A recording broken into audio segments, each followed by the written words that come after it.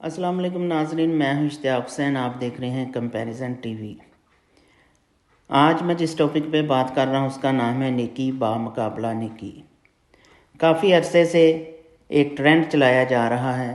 कुछ ऐसी तस्वीर शेयर की जाती हैं जिनमें गरीब, बुज़ुर्ग और ज़रूरतमंद लोगों को दिखाया जाता है और कुछ ख़ास तरह के जुमले लिख दिए जाते हैं। मसलन, मस्जिद को सीमेंट की बोरी उस वक़्त दें जब आपके मोहल्ले में आटे की बोरी का कोई मुस्तहिक ना हो। हज पर जाने से बेहतर है किसी गरीब की बेटी की शादी करा दी जाए और कुर्बानी की बजाय किसी गरीब बच्चे की फ़ीस दे दी जाए, वगैरह वगैरह।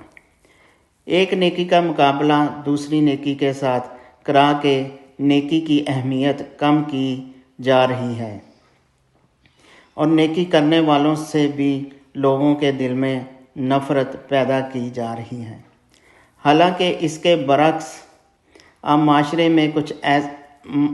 में कुछ ऐसी मिसालें भी मिलती हैं कि लोग बसंत मनाते हैं, लाखों खर्च कर देते हैं और ब्रांड के नाम पर महंगी महंगी शॉपिंग करते हैं और वर्ल्ड टूर्स पर जाते हैं। एक गाड़ी की ज़रूरत होती है, 10 गाड़ियाँ ख़रीद लेते हैं। एक घर की ज़रूरत होती है, लेकिन मुख्तलिफ़ ममालिक में कई कई घर बनाए होते हैं। शादियों पर औरतों के डांस पर लाखों उड़ा दिए जाते हैं। महंगे मोबाइल और गाड़ियाँ ख़रीदते हैं, फिर भी कोई उंगली खड़ी नहीं होती और ना ही कोई तनकीद होती है। ऐसा क्यों है? गौर करें। ज़रूरतमंद और गरीब लोगों की मदद करना बहुत ही अच्छी बात है और करनी भी चाहिए, और यही तालीम हमारे मज़हब की भी है कि ज़रूरतमंद और गरीब लोगों का साथ दें, उनकी मदद करें।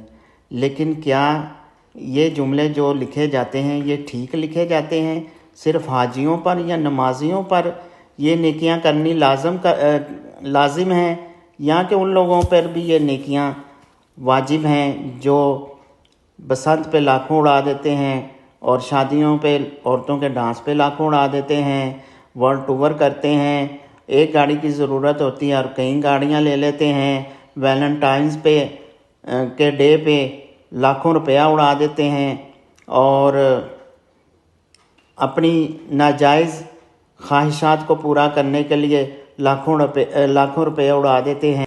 क्या ये नेकियां उन सब पर बराबर लागू नहीं हैं? इन पे इस चीज़ को गौर कीजिएगा। और अगर मेरी वीडियो आप सबको पसंद आए तो प्लीज़ मेरी वीडियो को लाइक, शेयर एंड सब्सक्राइब कीजिएगा।